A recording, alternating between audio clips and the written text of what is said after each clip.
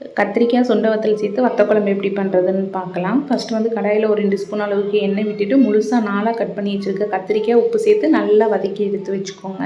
இது லாஸ்ட்டாக சேர்த்துக்கலாம். இப்போ மஞ்சட்டியில் வந்து கொஞ்சம் கடலெண்ணெய் கொஞ்சம் நல்லெண்ணெய், நல்லா எண்ணெய் கொஞ்சம் அதிகமாக சேர்த்துக்குங்க.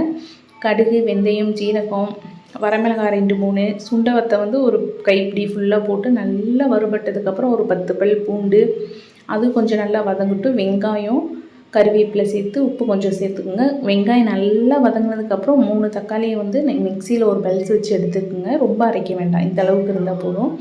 இப்போ இது நல்லா எண்ணெய் வதங்கி எண்ணெய் தெளிஞ்சு வரட்டும். எண்ணெய் தெளிஞ்சு வரப்போ சாம்பார் தூள், தனி மிளகாத்தூள், மல்லித்தூள், மஞ்சள் தூள் எல்லாம் சேர்த்து நல்லா மிக்ஸ் பண்ணிவிட்டு புளி தண்ணி கரைச்சி வச்சுருக்கிறத ஊற்றிக்கோங்க.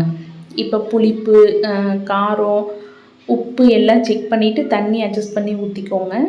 இது நல்லா கொதித்து கொஞ்சம் நல்லா எண்ணெய் தெளிஞ்சு வரட்டும். அதுக்கப்புறம் வந்து கத்திரிக்காய் சேர்த்துக்கலாம். கத்திரிக்காய் முன்னாடியே சேர்த்திங்கன்னா முழுசாக இருக்காது, நல்லா குழஞ்சி போயிடும்.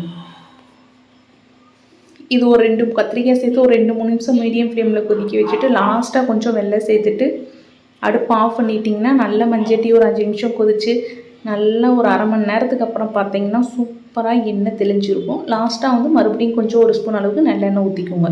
ஃபைனலாக இப்படி தான் இருக்கும். டேஸ்ட்டு சூப்பராக இருக்கும். பழசாக இன்னும் நல்லாயிருக்கும்.